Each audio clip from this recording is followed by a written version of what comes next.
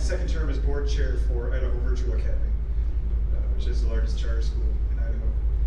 And I wanted to speak to the idea that was expressed that boards can, the boards have power over the curriculum. And while that may legally be true, many of us are just volunteers, just concerned parents. You want to speak more into the mic, please? Sure. Thank you. And if you address me, please. Sure. Thank you. Kind of my grandstander, I guess. Well, so it may be legally true that we control the curriculum, but in practice, many of these boards are volunteer concerned parents like I am, and I'll give you an example of what happened at our board. Our curriculum was designed, modeled after core knowledge, which was a curriculum developed by Hirsch. It's very famous. And we all love it. All the parents that I've spoken to love the curriculum at IDVA. And in fact, at our last in-person annual business meeting, all the parents that are on the board were talking about how great the history program is for the elementary school students. It's ancient civilizations, stuff that I didn't get until high school or college. And my kids love it. Later on during that meeting, the elementary school teacher, principal, was giving her report, and in that report was she mentioned that the history curriculum is being dropped in favor of social studies to better align with state standards, and at that point, for the first time, we were able to say, hey, as a board, we don't like that movement. So we were able to come up with an understanding with staff, but it scares me that other schools may not, and that they're moving away from history for elementary school kids in favor of social studies, and there's a difference. And when we brought that up with our head of schools, she said, well, yeah, elementary school English, there's a state standard for that. Math, there's a state standard for that. Social studies, there's a state standard for that. History, there's no state standard for that. So, yeah, I think you should take a look at that. Thank you.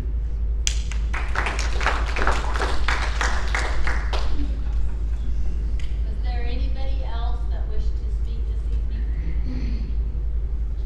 And then we'll get you in the back next.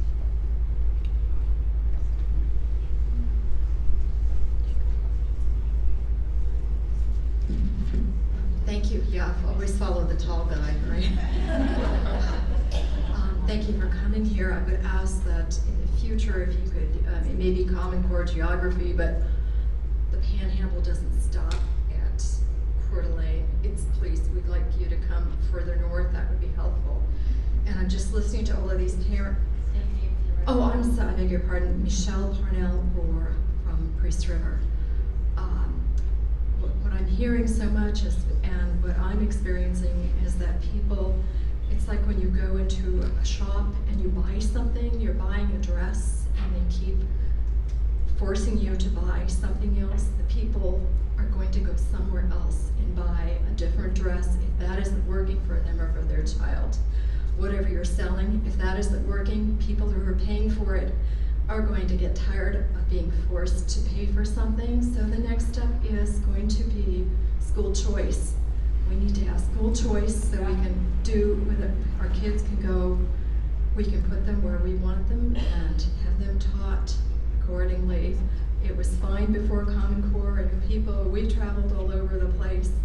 My husband's family did internationally, and you just caught up. The thing is, you come to the public schools and it goes down. If you're in private schools, you go up.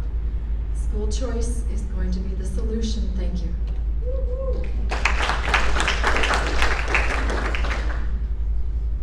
was somebody else in the back that had raised their hand that indicated they wanted to speak.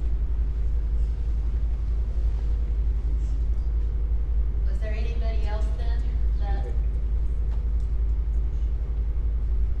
I'll say a few words here. State your name for the record, please.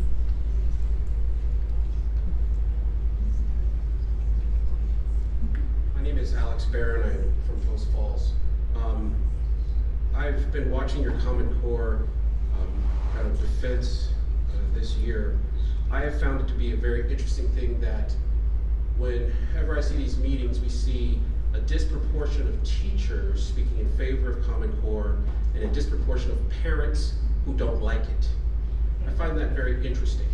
And that's not just in this meeting, there are many.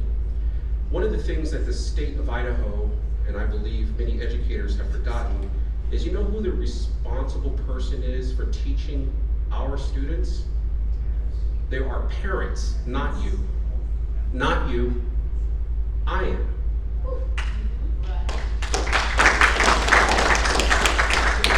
That means if I don't want you teaching my child this way, he doesn't get taught this way. Now, unfortunately, we have kept our kids in parochial school most of the time, but some of the private schools, for different reasons, as someone's mentioned, have gone to the Common Core standard.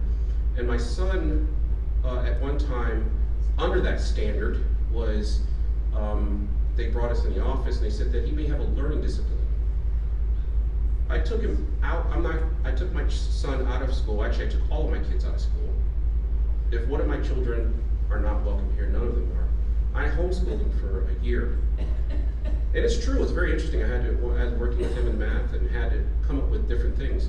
My sister, I was working with her. She has an undergraduate in English and a graduate in education and has taught in the LA school district for 20 plus years.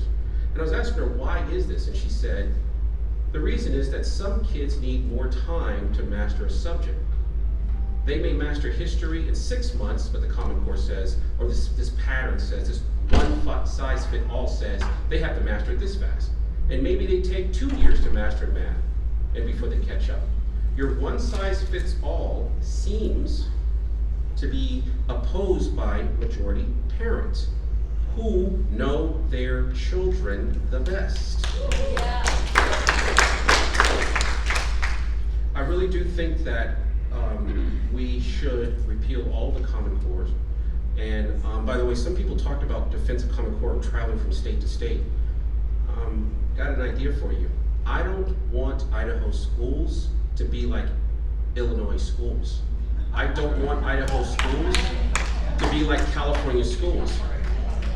This is Idaho. We have every right to educate our children the way we want to.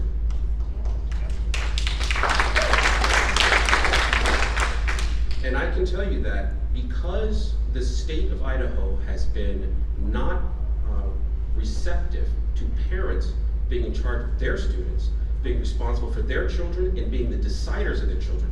You call the Common Core has come down here and talked to educators about what should be taught.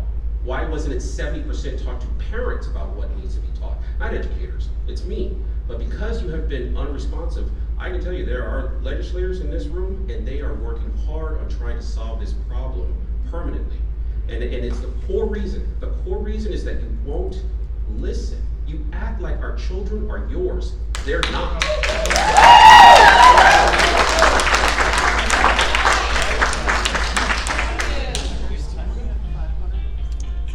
That is everybody that has indicated they wish to speak tonight. So with that, we will wrap up the hearing. I want to thank everybody who came for their time, and I appreciate the feedback. Do you have an email if we want to email you our thoughts? Okay.